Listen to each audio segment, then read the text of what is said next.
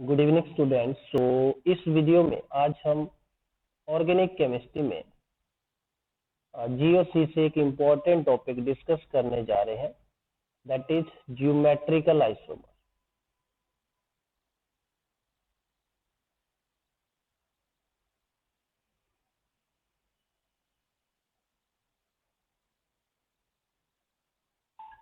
Geometrical isomerism in organic compound.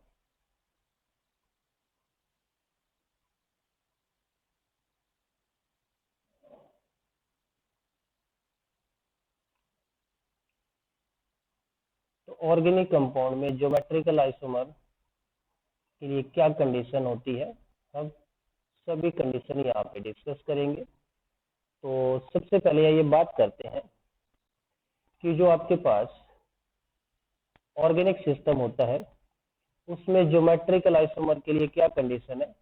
Geometrical isomer को हम यहाँ पे शॉर्ट में बोलेंगे GI.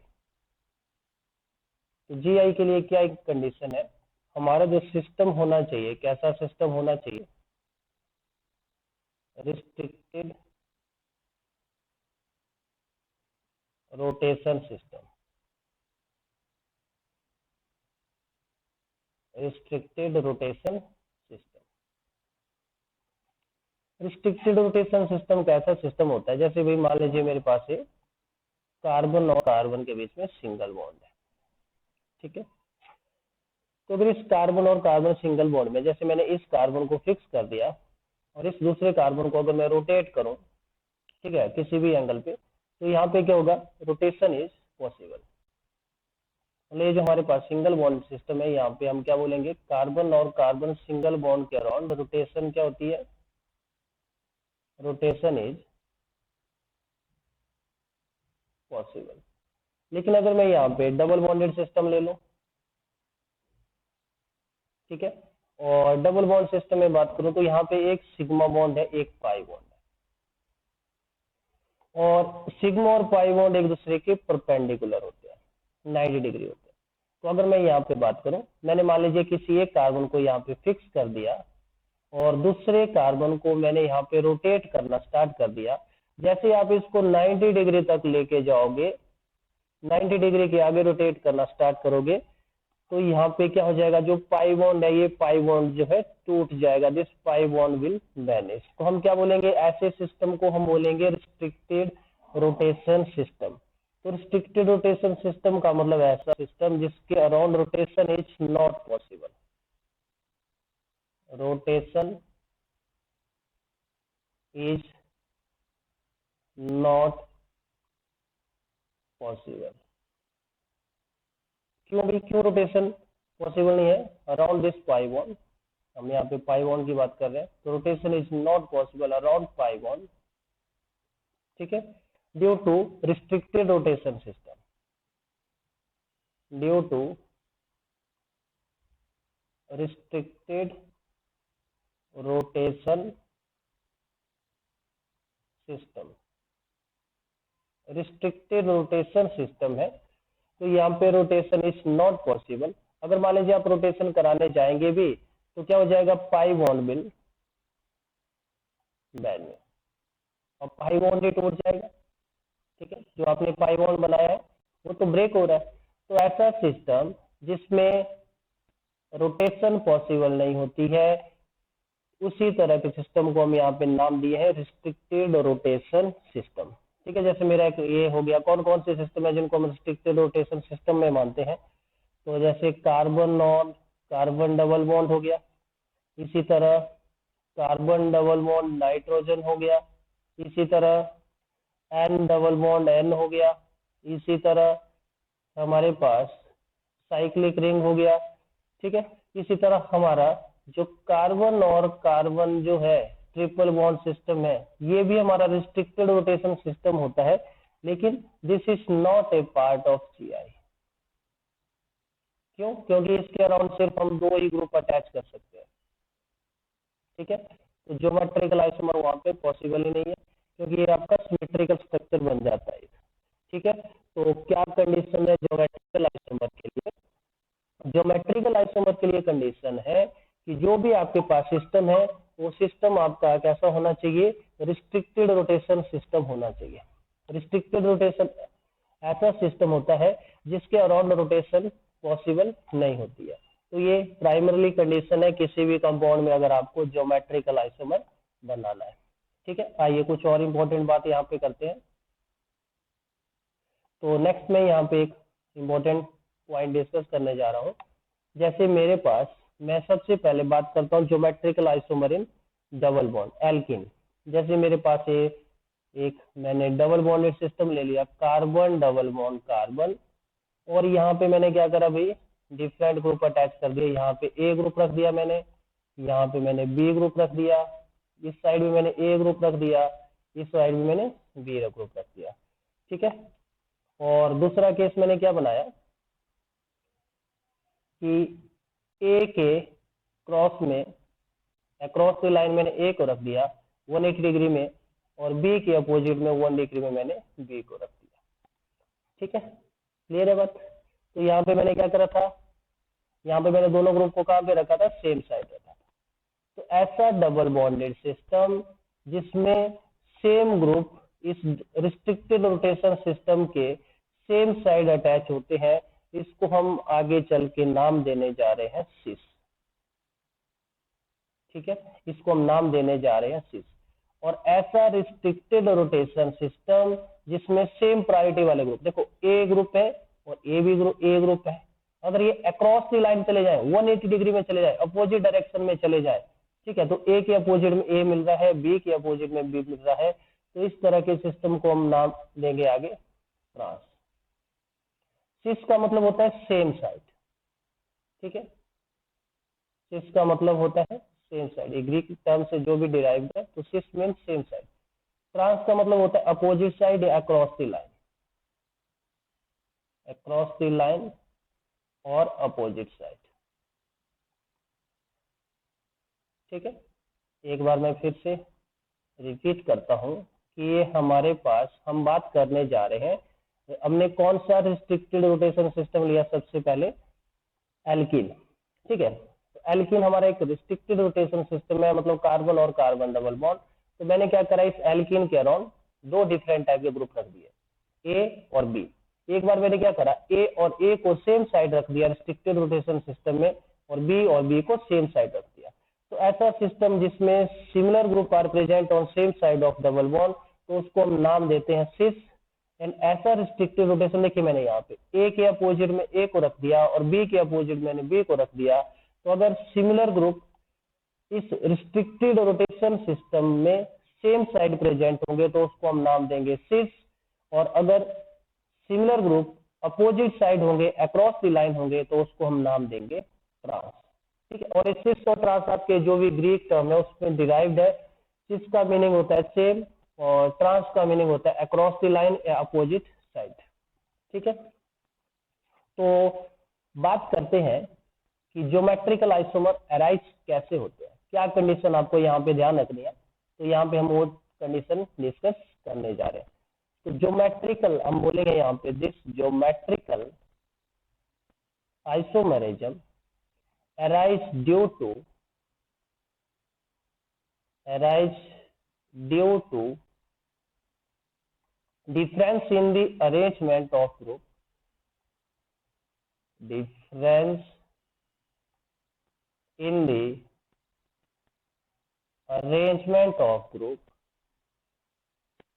difference in the arrangement of group present at restricted rotation system, present at restricted rotation system. तो आपका जो रिस्ट्रिक्टेड रोटेशन सिस्टम होता है उसमें ग्रुप के डिफरेंट अरेंजमेंट की वजह से जो आइसोमर अराइज होते हैं उसको बोला जाता है ज्योमेट्रिकल आइसोमर। क्या बोला जाता है उसको भी, ज्योमेट्रिकल आइसोमर। अब मैं कुछ यहाँ पे डिफरेंट एग्जांपल लेता हूँ। जैसे फर्स्ट है मेरे पास इस तरह के, मैंने यहाँ पे ले लिया A B C double bond C और ए बी।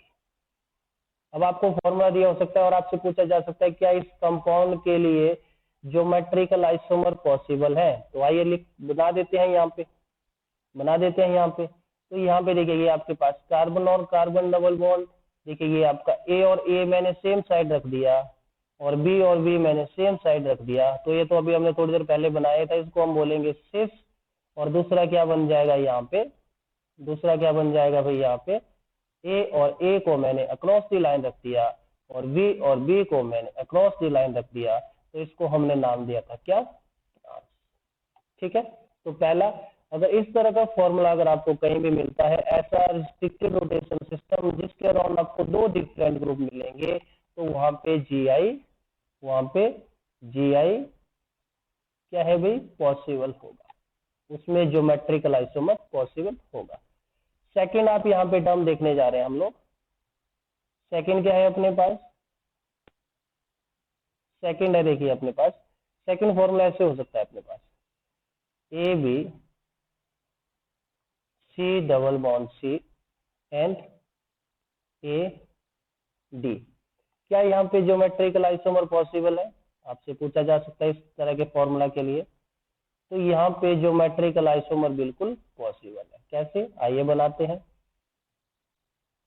यहाँ पे बना लेते हैं। एक बार मैंने क्या रख दिया भाई, ए और ए को सेम साइड रख दिया, ठीक है, ए और ए को मैंने सेम साइड रख दिया और बी और डी को सेम साइड रख दिया। और दूसरे केस में मैंने क्या बना दिया, ए और ए को मैंने अपोजिट साइड रख दिया और बी और डी को अपोजिट साइड रख दिया। तो यहाँ पे आपका डिसाइडिंग फैक्टर कौन है, यहाँ पे कौन डिसाइड कर रहा है कि यहाँ पे ज्योमेट्रिकल आइसोमर बनेंगे? तो यहाँ पे डिसाइड कर रहा है भाई कौन, यहाँ पे डिसाइड कर रहा है आपका ए। अगर इस रिस्ट्रिक्टेड रोटेशन सिस्टम के अराउंड ए और ए आपका सेम साइड प्रेजेंट होगा, तो इसको मैं नाम दूंगा भाई सिस। क्या नाम लिया जाएगा इसको, सिस। और देखो यहाँ पे ए और ए आपका अक्रॉस दी लाइन है, अपोजिट साइड है, तो इसको मैं नाम दूंगा क्या, क्या नाम दूंगा इसको, ट्रांस, ठीक है। एक और फॉर्मूला देखते हैं, उसमें देखते हैं क्या उसमें ज्योमेट्रिकल आइसोमर पॉसिबल है, क्या उसमें ज्योमेट्रिकल आइसोमर पॉसिबल है। तो मेरे पास है जैसे formula A B C double bond C D and E. तो ऐसा सिस्टम है। तो आपसे पूछा जा सकता है क्या ये जो इस तरह का कंपाउंड ज्योमेट्रिकल आइसोमर शो करेगा? तो yes, this will show geometrical isomer. ये ज्योमेट्रिकल आइसोमर तो शो करेगा, लेकिन इसको हम यहाँ पे सिस ट्रांस बोलेंगे क्या, इसको हम यहाँ पे सिस ट्रांस बोलेंगे क्या, नहीं, इसको हम यहाँ पे सिस ट्रांस की बजाय एक नया नाम देंगे ई एंड जेड। क्या नाम देने वाले हम इसको? अगर इस रिस्ट्रिक्टेड रोटेशन सिस्टम के अराउंड सभी ग्रुप क्या हो जाते हैं भाई, if all group are different, ठीक है। अगर देखो यहाँ पे अगर आप देखें तो सारे के सारे ग्रुप क्या हो चुके हैं, डिफरेंट हो चुके हैं। तो इसको हम सिस ट्रांस नहीं बोलेंगे, इसको हम क्या बोलेंगे, इसको हम बोलेंगे भाई, क्या बोलेंगे हम इसको, इसको हम बोलेंगे ई और जेड, इसको हम बोलेंगे ई और जेड। ये ई और जेड क्या होता है, ये कैसे डिसाइड किया जाता है, ये हम पढ़ेंगे नेक्स्ट लेक्चर में। ये भी एक जीआई का एक पार्ट है, तो इसको हम नेक्स्ट क्लास में देखेंगे। तो अगर सारे ग्रुप इस रिस्ट्रिक्टेड रोटेशन सिस्टम के अराउंड डिफरेंट हो जाते हैं भाई, तो इसको हम सिस ट्रांस की बजाय एक नया नाम देते हैं ई और जेड। और ई और जेड के लिए हम प्रायोरिटी कैसे डिसाइड करते हैं वो हम देखेंगे नेक्स्ट क्लास में जब हम ई जेड की बात करेंगे। लेकिन आपको अगर ऐसा फॉर्मूला कहीं भी दिखे जिसमें रिस्ट्रिक्टेड रोटेशन सिस्टम के अराउंड सभी ग्रुप डिफरेंट होंगे, तो वहां पे जीआई अपने को मिलने वाला है। तो ये बात ध्यान रखेंगे। अगर मेरे पास ऐसा है, अगर मान लीजिए मेरे पास ऐसा फॉर्मूला है A C double bond C D और ए, या ऐसे लिख देता हूँ ए बी, इसको ए बी लिख देता हूँ। तो मान लीजिए मेरे पास ऐसा फॉर्मूला है ए, तो क्या इस केस में ज्योमेट्रिकल आइसोमर पॉसिबल है? आइए बना के देख लेते हैं। ये अपने पास कार्बन डबल बॉन्ड कार्बन, एक ए को इधर रख लिया, एक ए को इधर रख लिया, इस ए को इधर रख लिया, इस बी को इधर रख लिया। दूसरा क्या बना लेते हैं, दूसरा ए बना देते हैं। ए और ए में तो कोई चेंज नहीं कर सकते, ए और ए में तो कोई चेंज नहीं हो सकते। यहाँ पे क्या करते हैं, बी को ऊपर ले जाते हैं, यहाँ पे ए को नीचे ले आते हैं। तो क्या ये आपको जी आई दिख रहे हैं? ये जी आई नहीं है, दे आर इडेंटिकल। ये भाई इडेंटिकल है, एक जैसे ही है। इडेंटिकल मतलब सेम है। क्यों? They are not isomer. हमने थोड़ा सा रोटेशन कर दिया, ठीक है, दे आर नॉट आइसोमर। ये आइसोमर में एक तरह से आइसोमर नहीं है, ठीक है, दे आर नॉट आइसोमर। क्यों? They look same just by the rotation of molecule, ठीक है, they look same just by the rotation of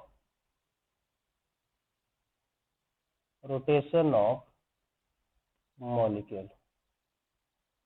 molecule का अगर हम यहाँ पे रोटेशन करा दें, तो हमने क्या किया, थोड़ा सा रोटेशन करा दिया, और रोटेशन कराने पर क्या है, ठीक है, रोटेशन कराने पर हमने क्या किया, बी को ऊपर ले आए, ए को नीचे ले आए, ठीक है, तो हमने रोटेट करा दिया भाई। लेकिन ये दोनों के दोनों क्या है, सेम मॉलिक्यूल है। तो ये कंडीशन तो आपको यहाँ से पता चल गया होगा कि जी आई जो भी है आपके पास, उस रिस्ट्रिक्टेड रोटेशन सिस्टम के अराउंड दो डिफरेंट पेयर अटैच होने चाहिए, दो डिफरेंट पेयर अटैच होने चाहिए, तभी आपको जी आई वहां पे देखने को मिलेंगे। लेकिन अगर आप यहाँ पे देखें तो ये पेयर तो सेम ही हो चुका है, यहाँ पे ये आ चुका है, यहाँ पे तो ये भी ठीक था, लेकिन यहाँ पे दोनों ग्रुप सेम हो चुके हैं। तो इस तरह के फॉर्मूला में अपने को जी आई देखने को नहीं मिलेगा, इस तरह के फॉर्मूला में अपने को जी आई देखने को नहीं मिलेगा। ठीक है, बात क्लियर है? आइए कुछ और इम्पोर्टेंट कंडीशन यहाँ पे डिस्कस करते हैं जी आई के लिए। तो नेक्स्ट हम यहाँ पे जो कंडीशन देखने जा रहे हैं, सबसे पहले हमने देखा था रिस्ट्रिक्टेड रोटेशन सिस्टम। अभी हमने देखे थे कौन कौन से रिस्ट्रिक्टेड रोटेशन सिस्टम थे हमारे पास, carbon double bond carbon, carbon double bond N, N double bond N और साइक्लिक रिंग। तो इन सब सिस्टम को अब हम वन बाय वन यहाँ पे डिस्कस करने जा रहे हैं। तो सबसे पहला है हमारे पास G I in carbon double bond carbon system. Carbon double bond carbon system में जी आई के लिए क्या कंडीशन है वो हम यहाँ पे देखेंगे। आइए देखते हैं कि कार्बन डबल बॉन्ड कार्बन में क्या कंडीशन है, कौन कौन सा कंडीशन आपको ध्यान रखना है वहां पे कि वहां पे जी आई पॉसिबल हो। कार्बन डबल, आपका सिस्टम कौन है, रिस्ट्रिक्टेड रोटेशन सिस्टम कौन है, carbon double bond carbon. Condition क्या क्या ध्यान रखनी है, फर्स्ट कंडीशन है प्रेजेंस ऑफ डबल बॉन्ड। पहली कंडीशन तो यही आपको चेक करना, प्रेजेंस ऑफ डबल बॉन्ड, मतलब डबल बॉन्ड प्रेजेंट होना चाहिए। Second condition, each carbon of the double bond, each carbon of double bond, each carbon of double bond must contain two different group. Each carbon of the double bond must contain two different group। और एक और बात आप यहाँ लिख सकते हैं, in a pair of GI, in a pair of GI, the distance between two similar group, the distance between two similar group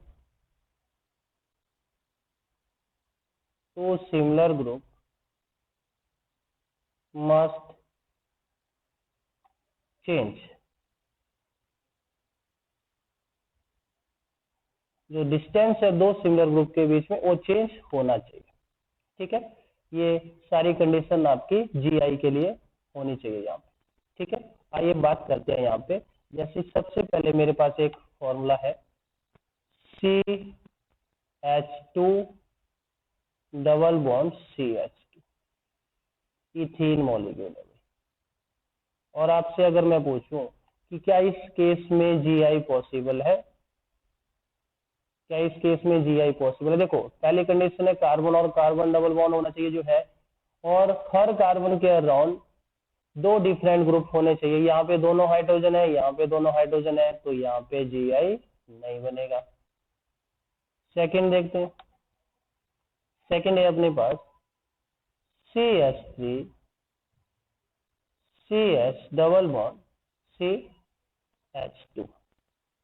ठीक है, तो अगर हम इस कार्बन, इसको अगर मैं बनाऊं तो कुछ ऐसा है, कार्बन डबल बॉन्ड कार्बन, यहाँ पे 2 हाइड्रोजन, और इस साइड आपका 1 हाइड्रोजन 1 CH3। ठीक है, इस कार्बन की अगर हम बात करें तो यहाँ पे देखिए एक ग्रुप आपका हाइड्रोजन है, दूसरा आपका CH3 है, लेकिन यहाँ पे ये भी हाइड्रोजन है और ये भी हाइड्रोजन है। तो ये तो अभी हमने लिखा है कि दोनों कार्बन पे जो ग्रुप है वो डिफरेंट ग्रुप अटैच होने चाहिए, तो इस केस में अपने को GI देखने को नहीं मिलने वाला है। अगर हम नेक्स्ट एग्जांपल यहाँ पे देखें तो नेक्स्ट एग्जांपल है जैसे मेरे पास CH3 CH double bond CH and CH3। क्या इस केस में अपने को GI मिलेगा? आइए देखते हैं, चेक कर लेते हैं। तो अगर हम बनाए यहाँ पे इस कंपाउंड के लिए, हम यहाँ पे बनाए तो इस केस में अपने को GI मिलेगा, बिल्कुल मिलेगा। कैसे मिलेगा आइए देखते हैं। यहाँ पे ये देखिए आपके पास कार्बन डबल बॉन्ड कार्बन, इधर देखिए आपका एक हाइड्रोजन, इधर आपका एक CH3 ग्रुप, और यहाँ पे भी देखिए एक हाइड्रोजन और यहाँ पे एक CH3। तो अगर हम इसका नाम लिखे तो दिस इज ब्यूट-2-इन, लेकिन अब अपने को साथ में इसका स्टीरियो आइसोमर नाम भी लिखना पड़ेगा। तो इसका जो नाम बन जाएगा जैसे दिस इज सिस ब्यूट-2-इन। अगर हम सिस और ट्रांस में लिखे तो कोई फर्क ही नहीं रहेगा, और इसका ट्रांस भी बना लेते हैं। हाइड्रोजन के अपोजिट हाइड्रोजन को रख लो, CH3 के अपोजिट CH3 को रख लो, तो देखिए ये क्या बन गया आपके पास, दिस इज ट्रांस ब्यूट-2-इन। और सिस ब्यूट-2-इन और ट्रांस ब्यूट-2-इन क्या है, एक दूसरे के साथ दे आर ज्योमेट्रिकल आइसोमर। ठीक है, तो इस फॉर्मूला के लिए हमने देखा ज्योमेट्रिकल आइसोमर पॉसिबल है। ठीक है, आइए नेक्स्ट एग्जांपल देखते हैं यहाँ पे। तो नेक्स्ट एग्जांपल है जैसे मेरे पास यहाँ पे CH3 C एंड यहाँ पे मैं H लगा देता हूँ, डबल बॉन्ड CH2 CH3, और यहाँ पे मैं क्या लगा देता हूँ ET। और अगर मैं बोलूँ क्या भाई आपके इस कंपाउंड के लिए ज्योमेट्रिकल आइसोमर पॉसिबल है, तो पहला कंडीशन है कार्बन और कार्बन के बीच में डबल बॉन्ड होना चाहिए जो यहाँ पे प्रेजेंट है। दूसरा, हर कार्बन पे 2 डिफरेंट ग्रुप अटैच होने चाहिए। तो यहाँ पे देखिए हाइड्रोजन, यहाँ पे CH3, 2 डिफरेंट ग्रुप है, लेकिन यहाँ पे अगर आप देखें ये आपका CH2 CH3, ET का मतलब भी क्या होता है, इथाइल, और इथाइल का मतलब क्या हो गया, CH2 CH3। तो ये दोनों ग्रुप तो सेम हो गए। तो इस केस में हम बोलेंगे geometrical isomer is not possible, geometrical isomer is not possible. इसी तरह अगर मैं यहाँ पे एक एग्जांपल ले लूं, जैसे मेरे पास है CH3 and this is H, यहाँ पे मैंने ले लिया CH3 और यहाँ पे मैंने ले लिया Me। Me का मतलब भी क्या होता है, भी मिथाइल, और मिथाइल का मतलब CH3, मिथाइल मतलब CH3। तो ये भी CH3, ये भी CH3, तो 2 ग्रुप सेम हो चुके हैं। तो इस केस में हम क्या बोलेंगे, no geometrical isomer is possible, no GI is possible. ठीक है, अगर मैं यहाँ पे कुछ और एग्जांपल लेता हूँ, जैसे मान लीजिए मेरे पास कोई साइक्लिक सिस्टम दिया है, तो उस केस में हम कैसे डिसाइड करेंगे कि वहां पे आपका ज्योमेट्रिकल आइसोमर पॉसिबल है कि नहीं है। तो आइए यहाँ पे देख लेते हैं, ये है मेरे पास। अब देखो ये जो मेरा साइक्लिक कंपाउंड मैंने ले लिया, यही मेरा रिस्ट्रिक्टेड रोटेशन सिस्टम है। ठीक है, आइए यहाँ पे थोड़ा सा इसके बारे में हम बात कर लेते हैं कि इसमें कैसे आप लोग डिसाइड करेंगे कि यहाँ पे ज्योमेट्रिकल आइसोमर है कि नहीं। तो देखो ये कार्बन और कार्बन के बीच में डबल बॉन्ड, पहली कंडीशन क्या है, कार्बन और कार्बन के बीच में डबल बॉन्ड होना चाहिए, बिल्कुल है यहाँ पे। दूसरा कंडीशन, हर कार्बन पे दो डिफरेंट ग्रुप अटैच होने चाहिए। देखिए यहाँ पे CH3, यहाँ पे H। तो देखो यहाँ पे तो टू डिफरेंट ग्रुप है, यहाँ पे तो दो डिफरेंट ग्रुप है। अब दूसरी साइड अपने को चेक कर, दूसरी साइड अपने को कैसे चेक करना है, ये जो आपका यहाँ पे सिस्टम है साइक्लिक सिस्टम, एक बार आपको इसमें क्लॉकवाइज जाना है, एक बार एंटी क्लॉकवाइज जाना है। अगर इन्वायरमेंट डिफरेंट होगा तो हम बोलेंगे वहां पे दो डिफरेंट ग्रुप है। अगर इन्वायरमेंट सेम हुआ दोनों साइड से जाने पर, एक बार क्लॉकवाइज जाइए, एक बार एंटी क्लॉकवाइज जाइए। अगर इन्वायरमेंट डिफरेंट होगा तो हम बोलेंगे कि वो दो ग्रुप है, अगर इन्वायरमेंट सेम हुआ तो हम उसको एक ग्रुप मान के चलेंगे। चलिए यहाँ पे देखते हैं, अगर मैं क्लॉकवाइज जाता हूँ इस साइड, तो पहले मिलेगा मुझे क्या, कार्बन। इस कार्बन के बाद मिलेगा मुझे क्या, कार्बन। ठीक है, तो यहाँ पे कार्बन मिला, यहाँ पे कार्बन मिला। अगर मैं एंटी क्लॉकवाइज जाऊँ तो पहले मिलेगा मुझे कार्बन, फिर क्या मिलेगा मुझे, कार्बन। ठीक है, तो यहाँ से जाने पर भी कार्बन और कार्बन मिल रहा था, यहाँ से जाने पर भी कार्बन और कार्बन मिल रहा था। तो हम क्या बोलेंगे, मतलब ये आपका एक ही ग्रुप है।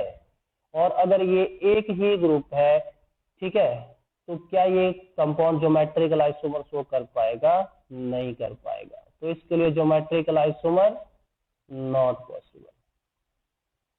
ठीक है, नॉट पॉसिबल। आइए एक और एग्जांपल लेते हैं ताकि ये चीज आपको ज्यादा क्लियर हो जाए। जैसे मेरे पास है यहाँ पे, ये मैंने फिर से ले लिया साइक्लोप्रोपेन टाइकरिंग, कार्बन डबल बॉन्ड कार्बन, यहाँ पे मैंने अटैच कर दिया CH3 और यहाँ पे अटैच कर दिया मैंने H, यहाँ पे लगा दिया मैंने Cl और यहाँ पे भी लगा दिया मैंने Cl। ठीक है, तो इस साइड तो हमने पहले भी चेक किया था, यहाँ पे दो डिफरेंट ग्रुप अटैच है। यहाँ पे अगर हम जाएं क्लॉकवाइज, अगर मैं जाऊं तो क्लॉकवाइज जाने पर देखिए मुझे क्या मिल रहा है। क्लॉकवाइज जाने पर पहले मिल रहा है मुझे कार्बन, चलिए यहाँ पे लिख देता हूँ, कार्बन के बाद मिल रहा है मुझे कार्बन और उसके ऊपर मिल रहे हैं मुझे दो क्लोरीन। ठीक है, एंटी क्लॉकवाइज आता हूँ, एंटी क्लॉकवाइज जाता हूँ। एंटी क्लॉकवाइज जाने पर देखिए यहाँ से पहले मिल रहा है मुझे कार्बन, ठीक है, ये पहले मिल रहा था, ये दूसरे नंबर पर मिल रहा था। यहाँ पे पहले मिल रहा है कार्बन और उसके ऊपर है प्रेजेंट दो क्लोरीन। फिर सेकंड नंबर में मिल रहा है मुझे क्या, कार्बन। ठीक है, तो अगर मैं क्लॉकवाइज गया तो मुझे कार्बन मिल रहा था और यहाँ पे सेकंड नंबर पे कार्बन क्लोरीन मिल रहा था। एंटी क्लॉकवाइज जाने पर मुझे पहले कार्बन क्लोरीन क्लोरीन फिर कार्बन मिल रहा है। तो हम क्या बोलेंगे, ये आपका डिफरेंट है, ये आपका डिफरेंट है, क्योंकि यहाँ पे फर्स्ट कार्बन था, फिर कार्बन Cl Cl था। यहाँ पे पहले कार्बन Cl Cl फिर कार्बन था, तो ये आपका थर्ड ग्रुप हो गया, ये आपका फोर्थ ग्रुप हो गया। तो इस साइड भी आपके दो डिफरेंट ग्रुप, यहाँ पे भी आपका दो डिफरेंट ग्रुप। इन्वायरमेंट क्लॉकवाइज और एंटी क्लॉकवाइज जाने पर डिफरेंट है, तो हम क्या बोलेंगे इस तरह के केस में कि इसमें ज्योमेट्रिकल आइसोमर क्या है भाई, पॉसिबल है। तो यहाँ पे ज्योमेट्रिकल आइसोमर क्या है, पॉसिबल है। आइए एक और एग्जांपल देखते हैं। अगर मेरे पास है जैसे, अगर मेरे पास है जैसे ये मैं रिंग ले लेता हूँ, यहाँ पे फिर से साइक्लोप्रोपेन, यहाँ पे डबल बॉन्ड, यहाँ पे Ma और यहाँ पे H, यहाँ पे ले लिया मैंने एक Me और एक और Me।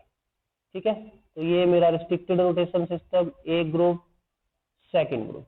ठीक है, अगर मैं क्लॉकवाइज जाऊं भाई तो मुझे क्या मिल रहा है, कार्बन मिथाइल मिथाइल कार्बन। अगर मैं एंटी क्लॉकवाइज जाऊं तो पहले मिल रहा है कार्बन, फिर मिल रहा है कार्बन मिथाइल मिथाइल। तो क्लॉकवाइज जाने पर और एंटी क्लॉकवाइज जाने पर इस रिंग का इन्वायरमेंट डिफरेंट है, तो इसको हम कितने ग्रुप कंसिडर करेंगे, दो डिफरेंट ग्रुप कंसिडर करेंगे। तो क्या बोलूंगा यहाँ पे कि ज्योमेट्रिकल आइसोमर इज पॉसिबल। यहाँ पे क्या बोलेंगे, ज्योमेट्रिकल आइसोमर इज पॉसिबल। ठीक है, इसी तरह एक और देखते हैं यहाँ पे।